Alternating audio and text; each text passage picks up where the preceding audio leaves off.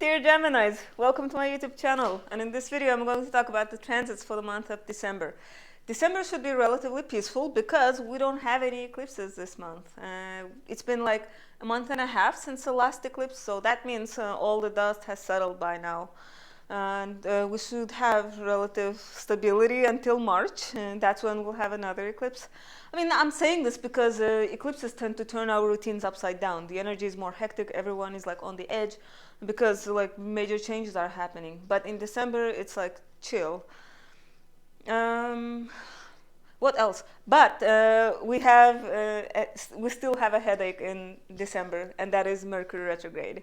Geminis, you are ruled by Mercury, so you know what I'm talking about. When Mercury turns retrograde, it makes us forget things. It makes us get lost even in our own city. Uh, Google Maps starts malfunctioning. Social medias act weird, like phones act weird. Um, People accidentally send emails to everybody, which was meant for only a few people, like stuff like that. Geminis, get ready for all of that. Don't get frustrated. As long as you are aware, it's easier to deal with it. Okay. And another thing I need to mention is, Geminis, if you are watching this in November, make sure you buy all the electronic presents for Christmas ASAP, because when Mercury is retrograde, it's not a great time to buy electronics, okay? Because there's a chance that it will malfunction or it will not last for as long as it's supposed to last. Does that make sense? So, but you know, life happens. We have to wait for our paychecks and stuff.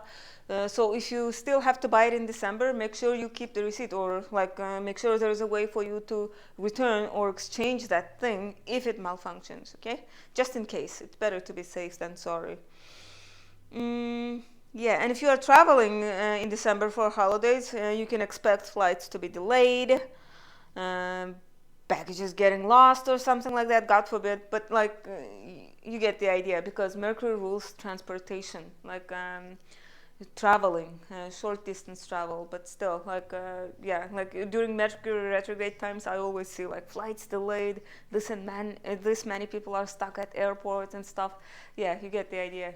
You know, holiday seasons are normally hectic, but still, with this year, with Mercury retrograde, it's going to be like extra like busy, I think.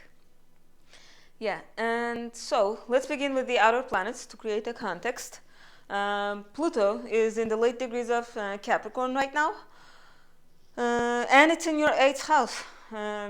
It's been in there for 15 years. It's getting ready to leave your 8th house and enter your 9th house. It will enter your 9th house in January 2024. And the good thing about Pluto transits is that it doesn't bother us too much until it makes an exact aspect to some planet in our chart. And so for you Geminis, Pluto in Capricorn makes an inconjunct aspect, especially those who were born in like late degrees of Gemini. Yeah, so you're going to feel that inconjunct aspect. But you know, there are some Geminis who have, let's say, Mercury or Venus in the late degrees of Cancer. Then yes, you're going to feel that opposition from Pluto. Yeah. But like generally, other Geminis who don't have anything around those degrees, you're not going to feel much. Next, after this, Neptune. Neptune is in Pisces, and so it's in your 10th house. Neptune has been making you Geminis glamorous for the past 10 years now. And again, since Neptune is a slow-moving planet, it's kind of like you know, it's the second furthest after Pluto. So again, we don't feel it that much until it makes an aspect to our planet. So those of you who were born in the late degrees of Gemini, you guys are probably experiencing a square aspect from Neptune. So if you feel like you are confused about your life direction, or like confused about your ego, or like what you want, it's probably Neptune sending those confusing, delusional almost vibes, okay, from your 10th house. or maybe like you are not sure about like your social status or something, because Neptune is confusion, but it's also the planet of illusion and glamour. So a lot of Geminis, yeah, like have been much more creative in the past 10 years. Maybe you don't even realize it, but like when Neptune leaves that area, you're gonna feel, most likely. Okay, so milk this transit until it leaves your 10th house creatively. After Neptune, we have Uranus. Uranus is in Taurus currently, so Geminis, it's in your 12th house. It's been in there for 5 years, and we still have like 2 more years of Uranus in Taurus. So, and after that, Uranus is going to enter your sign. Exciting times, because Gemini energy and Uranus energy, like technically they should be compatible. Okay. But right now it's in your 12th house. 12th house is a house of secrecy. It's like the very isolated house in our chart. It's the house of our subconscious, our dreams. Yeah, so Uranus is probably giving you like weird dreams because it's subconscious. It's yeah. Anyway,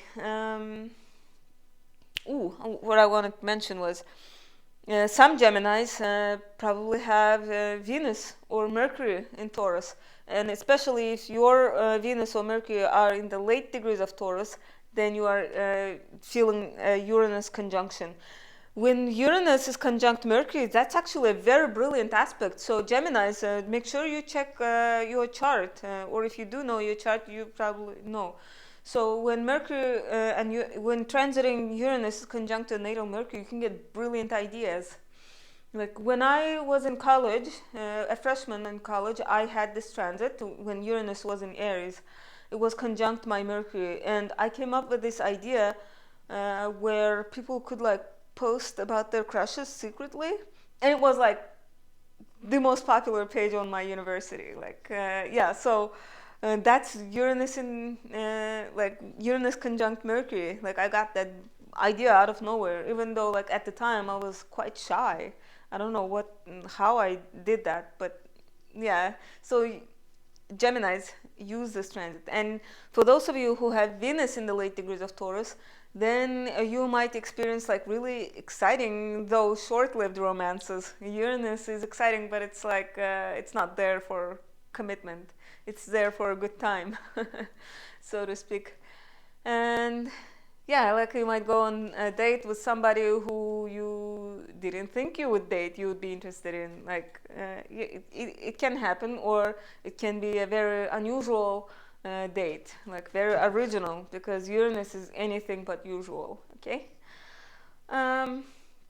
Yeah, so what was I talking about? I think I was talking about Uranus. Yeah, okay. So after Uranus, we have Saturn. And Saturn right now is in Pisces, like Neptune. So they're both in your 10th house. But Neptune is in the late degrees, and Pisces in the very early degrees. Right now it's in the 0th degree of Pisces. And like, look at the world right now. Look at the things that are happening. That's Saturn in Pisces, literally. Saturn is karma. Pisces is a very religious sign, so you can see like religious clashes based on like karma, I guess. Yeah, all the pent up frustrations from all those years. Yeah, making people like clash based on like religion, and also you can see the themes of people getting frustrated with immigration, and that's again a theme of Pisces. Pisces is like, I don't know, like the victim, the refugee. Jesus Christ was a Pisces. Yeah, so, and Saturn is like fear. So anything that is different from us, we kind of like fear them. Yeah, I don't know why I derailed on this topic. Like Geminis, for you, this is your 10th house. And so for your career, and Saturn rules the 10th house. So Saturn is comfortable there right now. So for you, career-wise, the next 2 years are very important. I would go as far as saying like this might be the peak time in your career. This will be the time that will define the rest of your career, like the rest of your career image. Yeah, so do work hard, because Saturn even though he may be strict and not fun, but Saturn knows how to be fair. So if you do work hard, Saturn is definitely going to reward you. Yeah, so um, just be aware. Right now, Saturn is still in the very early degrees of Pisces, so it's still new in your 10th house. So make sure in the next 2 years and a half, like you do your best career-wise, so that the higher level managers or whatever, like they see you putting effort, and so they can reward you with a raise or promotion. Okay, by the time like Saturn leaves Pisces, I wouldn't expect quick results with Saturn. It's a very skeptical planet. Like imagine this harsh skeptical person like judging you. That's Saturn. Okay, so especially the first year of Saturn in your 10th house might feel like I'm putting so much effort, but not, I see very little results. Like, don't get frustrated. Persevere. Perseverance is the key of like Saturn. Okay. So yeah, after Saturn we have Jupiter. Jupiter is currently in Taurus, which is your 12th house. So your 12th house is quite busy. You have Uranus in there. Right now you have Jupiter. You have had eclipses in there. But thankfully, we just had the last eclipse in Taurus and Scorpio, so you are done with all those isolating eclipses. It was in your 12th house, it's the most isolated house. So now you will be ready to come out and make new friends, because the eclipses now happen in your house of friendships. So you are renewed from all the isolation and introspection, and now you are ready to mingle with people and meet new people, make new friends. And so what I was going to say, so Uranus and Jupiter. Jupiter used to rule the 12th house, okay? I mean, it still co-rules, so it feels relatively comfortable in there. So spiritual matters, immigration matters even as well, because a Jupiterian house, it is associated with immigration. It's more like permanent kind of immigration. Ninth house might be like traveling to see the world, but 12th house is when you go somewhere like and stay there. So for some Geminis, this might be the time when you are working on your documents, because Jupiter is legal, and so 12th house, so legal matters related to immigration matters. Does that make sense? And so after Jupiter we have Mars, so which is an inner, kind of like an inner planet. So now I'm going to talk about the inner planets. On December 1st, Mercury enters Capricorn until February 5th, 2024. Almost 3 months in Capricorn, which is a very long time. But this is all because of the retrograde motion. For you Geminis, the Mercury will start retrograding in your 8th house. It's a house of shared finances. So this might be the time when you have to discuss how you share money with your partner. Maybe it will be the time when you have to like review, like, should I really pay for rent, or should I pay half of the rent, or should I pay, or like, I don't know, like maybe you will start thinking, was it a good idea to make a joint account with my partner because he's overspending too much? Like, this will be like the time when you were like not overthinking, rethinking, reevaluating things regarding like 8th house matters. 8th house, like, it's a financial house, shared resources, that's like your partner's money.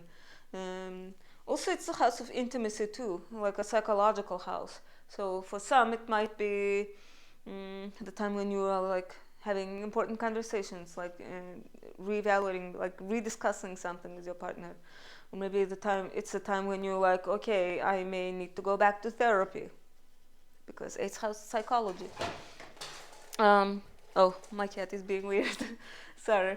And so yeah, then eventually, like when, like December 23rd, Mercury is going to slip back into Sagittarius, which means your 7th house. So from your shared resources, intimacy stuff, to your relationships.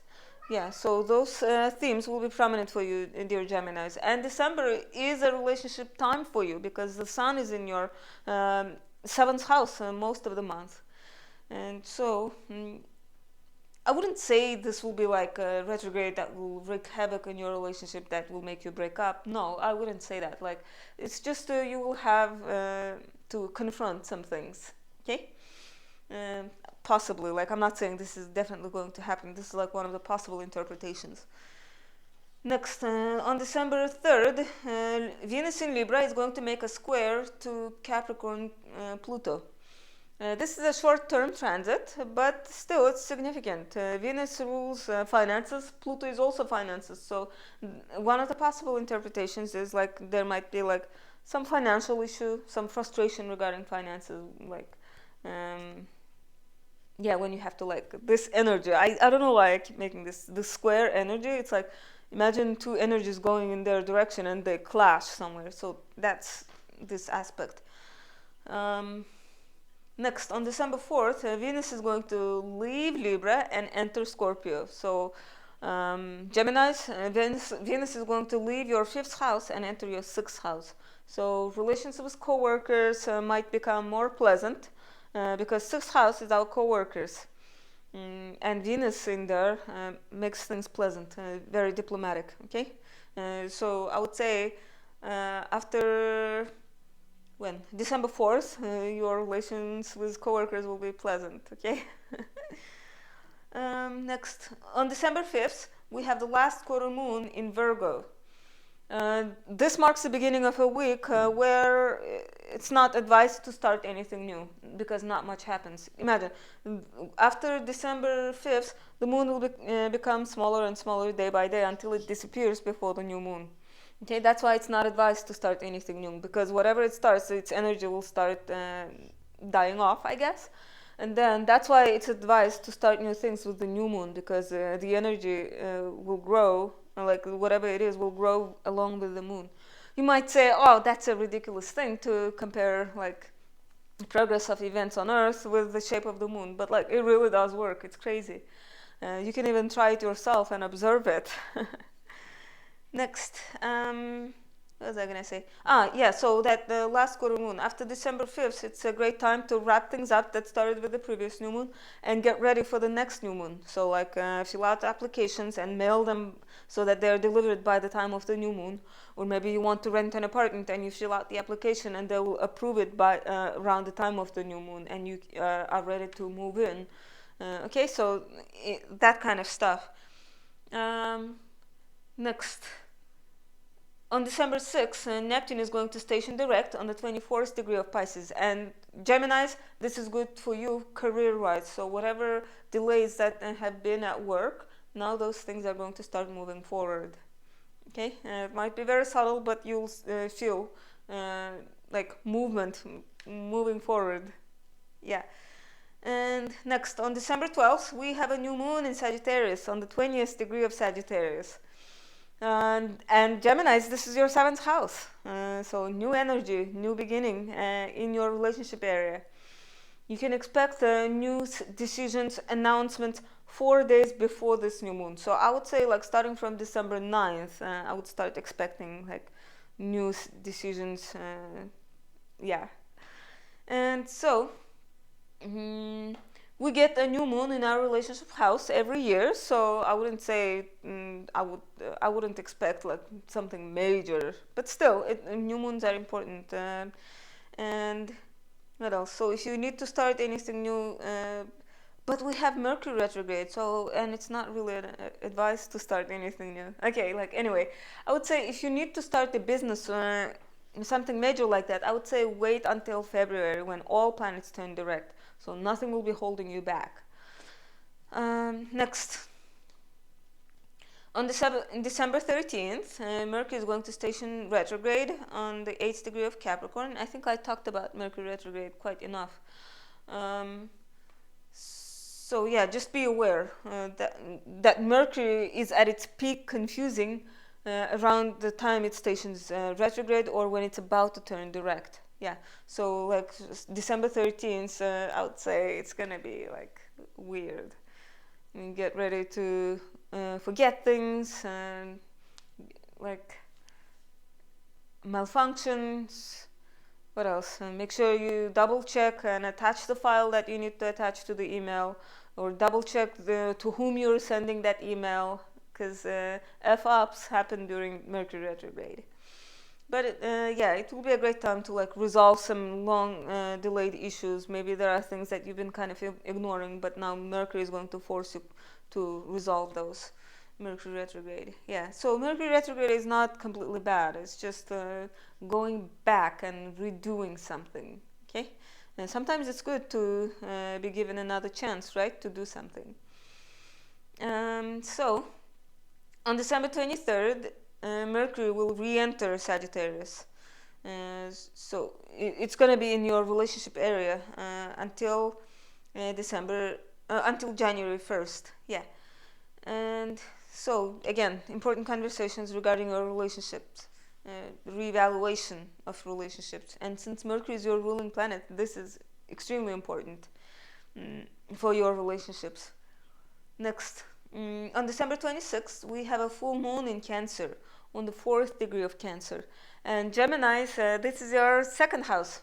So the luminaries will be illuminating your financial houses. So the sun will be shining in your 8th house. The moon will be full in your second house. So some sort of like culmination, achievement, illumination regarding your finances. Maybe it will be the time when you hear about some promotion. Maybe you will get a bonus at work at the end of the year. The full moon in that area that tends to do that, like so financial like achievement of some sort. Okay, and what else? And those of you who have planets around 4th degree of Cancer, let's say maybe your Mercury or Venus, then you're going to feel this full moon effect.